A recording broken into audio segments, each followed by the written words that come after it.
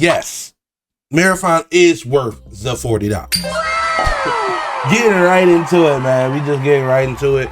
I want to review Marathon, man. It's been highly anticipated, from both sides. It's been people been wanting it to fail, and people been wanting to see what Bungie's been cooking up for these past 10 years.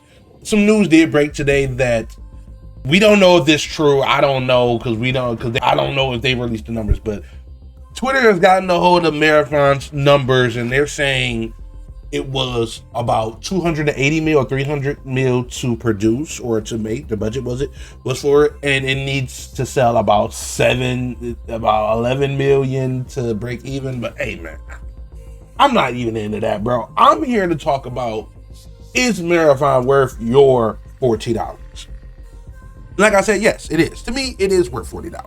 Now, what is Marathon? Marathon is a $40 extraction shooter game made by Bungie, the team that worked on the original Destiny, Halo, and Destiny 2. Bungie was acquired by Sony in 2022 to help the company create more live service games. So I think they were acquired by something billion. I don't think it was high as Activision, but it was still a significant number. So there was a lot of eggs put in this basket because we want to see what Bungie has been working on since they've been acquired by Sony. So the premise is you're a runner or a raider. You're tasked with going to different areas and planets to extract materials, and along the way you run into AI bots and other runners. While the game isn't memorable or as fun as Bungie's previous efforts, it's still an enjoyable experience with an engaging story, and that's where it shines above games like Arc Raiders. This story and gameplay loop will make or break this title. All right, and let's get into my pros and cons of what I do and don't like about the game so far. Bro, the number one thing, the shooting, it feels good as hell. It's just as good as Destiny and Halo. With a few guns that I feel like that I'm shooting Halo, like the Halo 2 battle rifle or the scout rifle from Destiny. Even with the SMG, it looks and feels great. I feel like I'm shooting. Every time I shoot, I can feel like every individual bullet leaving the gun. But the recoil isn't as heavy, and it still feels good with fire. Even easy to control. Now, my next one is I only play with the Destroyer. The Destroyer is one of the shells or characters that you can pick for your extractions or your runs, and I really dig his movement. He has an extra sprint that he can do, and it can be really useful to get in and out of situations and get into gunfights really fast. Each character or shell has their own perk and abilities. Let me try to read some. All right, so like I said, I got the Destroyer. It's essentially a walking tank built to breach rooms and anchor fights. You give up quiet, approachable for the ability to soak up massive amounts of punishment while drawing attention away from your more fragile teammates. So he has the riot barricade, you got the thruster and the tactical sprint I was telling you about. The assassin is invisible in a high stakes shooter. Oh my god, see, this thing is crazy. Basically, you got your assassins, which you go to stealth and your fantasy running. You got your smoke, and you can sneak around and get loot like that. And then you got your Destroyer, like I was telling you about. He got the search and destroy prime ability with the missile pods on the back, the tactical sprint, and then the riot barricade. And then you got the recon. The recon has the ability to ping. He can ping and detect hostiles with scans, search the area with the tracker drones and everything, and it can search up runners' whereabouts. So that's pretty cool. I didn't get to play with the assassin or the recon, but they seem like very good abilities. Also, we got the thief, which is every loot goblin's dream. The main advantage of the thief is to allow it to thrive when it comes to finding high value loot and where it's located. However, you're not just a looting machine. Increase the potency of weapon handling and speed of your grappling device. Oh, they got a grappling device. Oh. This is resulting in having more items in your backpack. I should have played with the thief, because I was having a little problems with my backpack management. So you got your pickpocket drone, your grapple device, your x-ray vision, and the finer things. So far, each of these shells or characters' abilities is really dope. Got the triage in every sense of the word. Is a combat medic. So this is the one where he had a drone that was helping me out. Very useful, because when I was running low on health, my teammate was a triage and he had a little health drone. Very helpful. It being a healer or supporting PvP is your preference. Triage is a must. They got the reboot, med drone, shareware EXE, battery overcharge, diverse energy from your cooling systems to boost your performance. And the Vendel runner shell excels in movement and slippery gunplay, with the ability to double jump, slide further and faster in other shells, and move faster. You're truly a speed demon. So the Vendel is kind of like the Vendel. I said Vendel. Vendel is basically like the destroyer. Let's see, we got amplified, disrupt cannon. Then it got movement like the destroyer, but it's more the abilities seem more like more movement based. Our slide micro drags. And this is the Rook.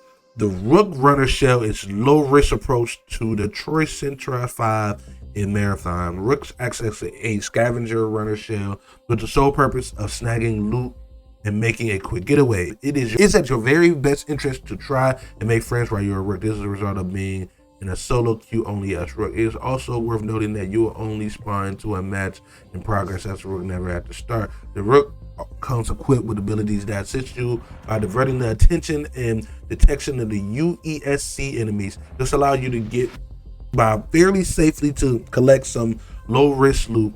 And other marathon runner shell overviews. Shell overviews. We recommend utilizing this runner when you're down to your luck. I was hearing about the Rook, but that description really didn't get me too much that I need to know about the Rook, honestly. But that's like the character breakdowns for the different types of shells, and that sets Marathon apart from different extraction shooters. Like these characters have their own lore and backstory and abilities, and I think that's really dope. It keeps the gameplay loop fresh. Also, the story is a selling point to me.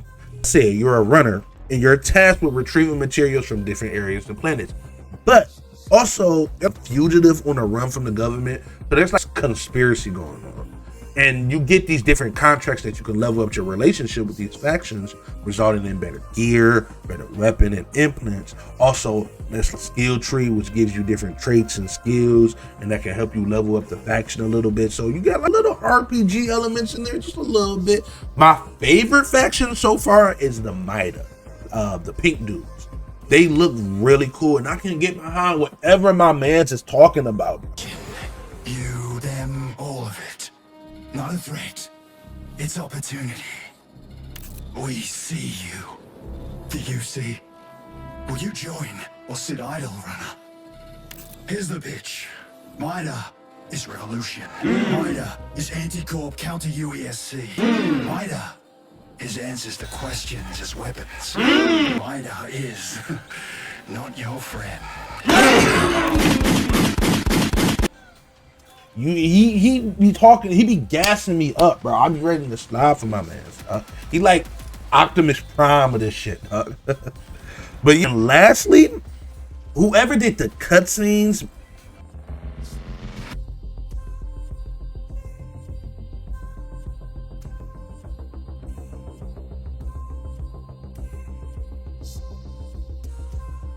these might be some of the best in-game cutscenes I've seen in a minute. It's like that one book with like that white background page where everything is amplified and it looks like 3D. It's so dope. Was it the New Color? I hope I'm saying it right. Their cutscene with like their 3D printer, it looks dope. Looks very good. You can tell that a lot of the budget went into that. Also, my last pro, the community was very dope. People were willing to help, listen to me, even with some of the UI in the game. In like the upper right hand corner, it tells you what objectives you got to do and which players got to do it and the progression on that was a really good little quality of life feature that matters in a game like that, where I'm constantly checking the map and checking stuff to see, or checking my backpack to see what I got. When you get a little quality of life feature like that, it helps. I want that in games like Helldivers, where I constantly gotta check the map all the time in extraction shooters. It like builds up my anxiety. When I'm looking at the map, I feel like somebody's gonna shoot me. Also, they did the pinging system right for people who don't got mics or anything. It's really good. Communication is a must in those extraction shooter games. All right, and let me get into my cons and what I don't like about the game. First, I would have to pick the UI, or just the things that I see on screen. It can be overwhelming in a match, and especially when you got things going on or people are shooting at you. It's a lot of things on the screen, and I don't remember in the tutorial if they pointed everything out. Also, the key binding, it can be a little bit. It can be a much. It can be a little bit much, but I got over it once I got it down packed. It was a little easier. Also, I need a bit better description on the cell selection. My first couple hours in there, I didn't even read the selection on the characters. I just picked them just based on how they look. And while some of that description is viable because it describes what your character is good at or what they aren't good at, and cooldowns and everything, and that can be essential for your team and everything, but it can be just a little bit much. And I wish it was a little bit more incentive on using different ones, different challenges for some of them. Oh, you use a rook 5 times, or use a destroyer ability 5 times and you get this unlocked, or just something like that. Since the game story is so heavy, I would want to see the character lore be heavy like that too. Just a little backstory on him a little bit. Why is he called the destroyer? Or what made her become an assassin? Stuff like that. Also, it may just be in the early maps, but the map felt pretty empty even with bots. Like I said, maybe it's because I was in the earlier map, but even with some of the essential, some of the essential loot was scarce.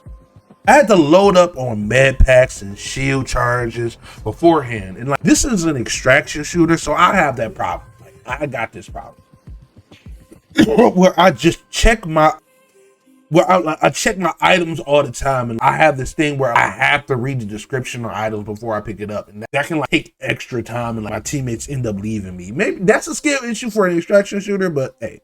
Also, I wish the ammo counter was just a little bit better visually on the gun or somewhere, just because when I was in shootouts with everything, because it's a colorful game, so it's a lot of things going on the screen at once. So when I was in the shootout, I'm not looking at my ammo count, I'm not looking at my stamina, and then like I said in the tutorial, it was no indication of, oh, I know what a stamina wheel is, but I'm used to the stamina depleting instead of it going up. And stamina from the destroyer was an overheating thing, so as more as you use a tactical sprint, the overheating happens and it dissipates very slow. So I kind of wish it was just a little bit better description on that before I picked that character or used that cooldown. Maybe I didn't see it and it was there, and if it was there, it was quick because I didn't know. So maybe I do need my handheld in games a little bit. Also, when my limbs were broken or down for a minute, I couldn't run, and I never knew that could happen. I was just running slow for some reason. What the fuck was going on? That was crazy. But maybe that's a skill issue. Maybe that is a skill issue. That's on me, man. Maybe that's not really on the game. But if you ran into that issue, let me know. Finally, overall, just from the hours that I played, it didn't really feel like it was an extraction shooter per se. Sure, you get into the end, you call the beacon up, and the light shoots into the sky, and you got to get into the circle at the last second. And I wish it was like cutscenes of you spawning on a planet, or you getting extracted up or sucked up by the light or something like that. But makes it feel like an extraction shooter. Now I'm just spawning into the place or despawning into going back into the ship or whatever.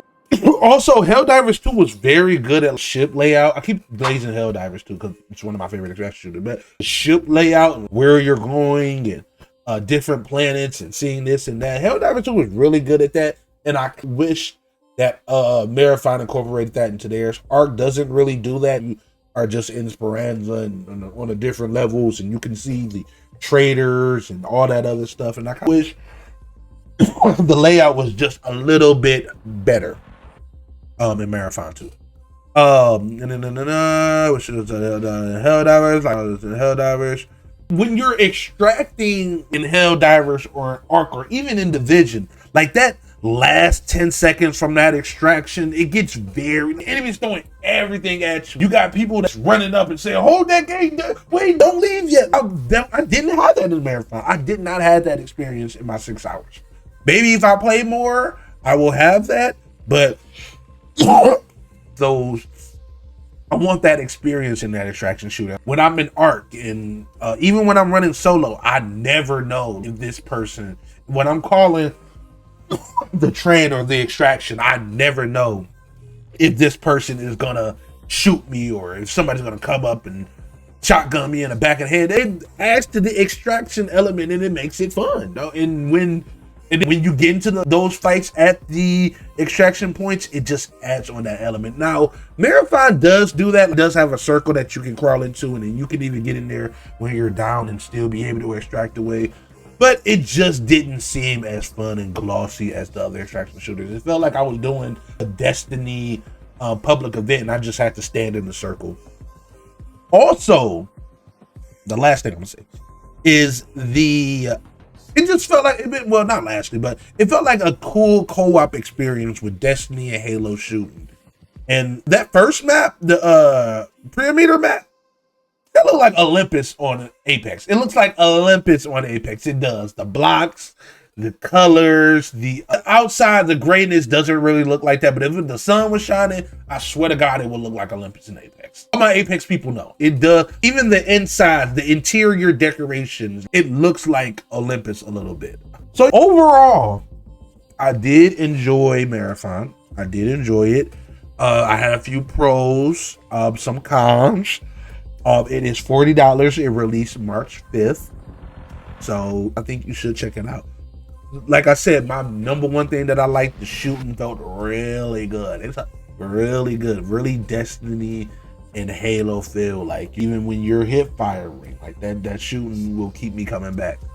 The story also is a major selling point to me. I'm interested in what the hell is going on. Some cons, better. I wish the map would be more filled with less bots and more players. I hear that the later maps get into that. Also, that can be a little bit overwhelming, or the things on screen can be a little bit overwhelming at times.